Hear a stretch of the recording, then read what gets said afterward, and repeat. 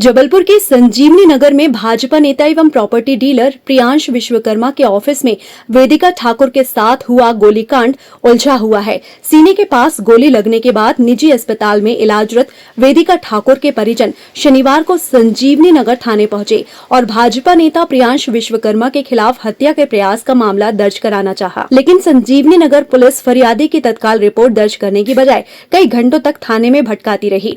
Sanjivani Nagar police फरियादी को कभी अधिकारी के आने के बाद रिपोर्ट दर्ज होने की बात कहकर टाल मटोल करती रही, तो कभी अस्पताल में इलाजरत वेदिका ठाकुर के बयान के आधार पर रिपोर्ट दर्ज करने का हवाला देकर फरियादी को टरकाने का प्रयास किया।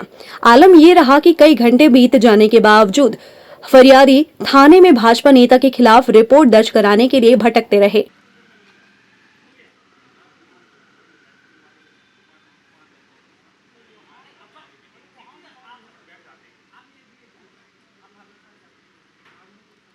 कल से अभी तक एफआईआर क्यों हुई है?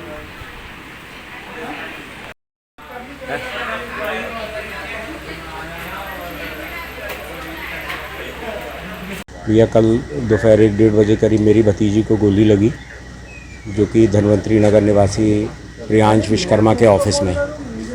जो हमें पता लगा है कि कोई पायल नाम की सहेली है, वो लेके गई थी उसको उसके ऑफिस प्रियांश के। क्या बात हुई क्या नहीं हुई, ये गोली लगने का पता लगा कि हमारी भतीजी को गोली लगी। फिर प्रियांश ने जो हमारी भतीजी उसकी मौसी को फ़ोन किया, उसको भी बरगलाता रहा कि कुछ नहीं हुआ कुछ नहीं हुआ। जब उसने देखा कि ज़्यादा तबीयत ख़राब है तो वो लड़की ने घर वालों को सूचना दी, हमारे भतीजे को सूचना दी। उस आधार पे हम लोगों को शाम को 6:30 पौने 7 बजे पता लगा कि भतीजी को गोली लगी, मेट्रो हॉस्पिटल में एडमिट है। उसकी हालत स्थिर है पर दयनीय हालत। क्या कर सकते हैं, हमें यहाँ सुबह से आज हैं संजीवनी नगर थाने में खड़े हैं एफआईआर के लिए। हमें ये बोला गया कि लड़की के बयान हो जाए फिर एफआईआर होगी। बस हम एफआईआर का वेट कर रहे हैं कि क्या धाराएं लगती है उस पर। वैसे 307 की धारा लगनी चाहिए उसको, जहाँ पे गोली लगी, ब्रेस्ट के नीचे गोली लगी है उसको। संजीवनी नगर थाने में कल की घटना है जब कि एक महिला को गोली लगी है प्रियांश विश्वकर्मा जो हैं उनके ऑफिस में। जैसे ही पुलिस को शाम में इसकी सूचना प्राप्त हुई है, जैसे ही सूचना प्राप्त हुई हमने एक टीम का गठन किया है जो कि आरोपी जो कि फरार हैं अभी उनको ढूंढने में लगी है। और जो महिला है वो अभी मेट्रो हॉस्पिटल जबलपुर में एडमिट है, जिनका भी इलाज चल रहा है। आरोपी के द्वारा डीपीआर भी लेकर भागल गए जो कैमरे की जी, जैसे कि हमने क्राइम सीन पर जाकर देखा तो वहाँ का जो कैमरा लगा है वो निकला हुआ है और डीवीआर भी वहाँ से गायब है। तो ये हम लोग कंक्लूजन निकाल रहे हैं कि संभवतः जो प्रियांश है वो डीवीआर और कैमरा वगैरह लेकर के भागा है। लड़की के परिजनों द्वारा आरोप लगाया है कि पुलिस इस मामले में एफआईआर नहीं दर्ज कर रही है। हम लोग कल से तैयार है एफआईआर करने के लिए। कोई फरियादी नहीं आ रहा था एफआईआर करने के लिए, क्योंकि मैं खुद ही इस मामले में कल से एक्टिव हूँ। तो मैंने खुद बात की परिवारजनों से कि कोई एफआईआर करवा दे, परंतु कोई तैयार नहीं हो रहा था। आज जो भी इनकी बातचीत हुई हो, आज आए हैं ये एफआईआर कराने। लड़की क्योंकि अभी सिटी स्कैन हो रहा है उसका, जैसे ही उसके बयान होते हैं उसके बयानों के आधार पर एफआईआर की जाएगी। रेत कारोबारी से भाजपा नेता बने प्रियांश विश्वकर्मा घटना के बाद रिवॉल्वर और सीसीटीवी कैमरे की फुटेज का डीवीआर लेकर फरार है।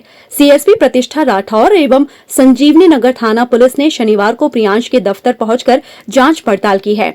पुलिस ने मौके पर पहुंचकर पतासाजी की। वहीं कार से फरार प्रियांश की कार समीपवर्ती जिले की बॉर्डर पर चेकिंग पॉइंट पर मिलने पर जब्त कर लिया गया। इसमें हम लोग लड़की से बात कर रहे हैं। लड़की कल बयान देने की स्थिति में नहीं थी, परंतु आज वो बयान दे रही है। तो बयान के लिए हमारे यहाँ से अधिकारी कर्मचारी गए हैं।